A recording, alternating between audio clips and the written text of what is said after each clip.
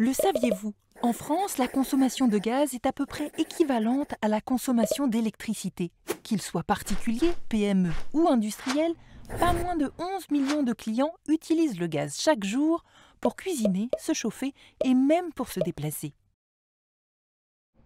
Avec une consommation 5 fois plus importante en hiver qu'en été, le gaz couvre à lui seul 40% des besoins de chauffage des logements et des bâtiments. C'est 2 fois plus que l'électricité. D'ailleurs, en parlant d'électricité, le gaz sert également à en produire. Oui, oui, vous avez bien entendu, les infrastructures gazières fiables et robustes viennent l'hiver en renfort du parc électrique et nucléaire français lors des pics de consommation. Mais d'où vient ce gaz et comment arrive-t-il chez les clients? La quasi-totalité du gaz consommé en France est importé. Il arrive du monde entier, soit par gazoduc, soit par bateau, les fameux méthaniers, qui transportent du gaz naturel liquéfié ou GNL à une température de moins 162 degrés. Petit aparté d'ailleurs, concernant les méthaniers, vous ne le savez peut-être pas, mais le plus grand au monde peut transporter jusqu'à 10 fois la consommation annuelle de la métropole nantaise. Une fois dans le réseau de transport, une sorte d'autoroute du gaz, celui-ci peut circuler jusqu'à 40 km/h.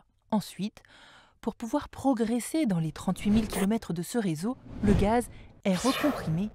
Enfin, dernière étape avant d'arriver chez le client, le gaz passe dans le réseau de distribution, un réseau de plus de 200 000 km, soit 5 fois le tour de la Terre.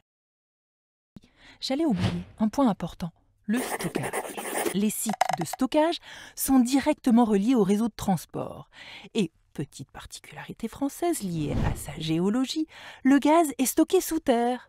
Ces 16 sites, répartis sur tout le territoire français, ont un rôle clé, car ils permettent l'été de stocker le gaz qui est consommé en hiver, quand la demande est plus forte.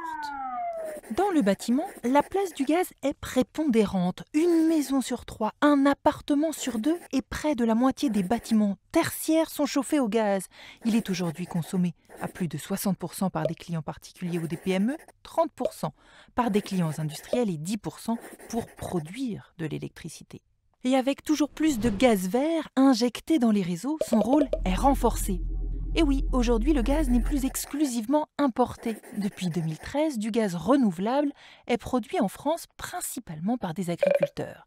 Il est directement injecté dans les réseaux pour être consommé localement.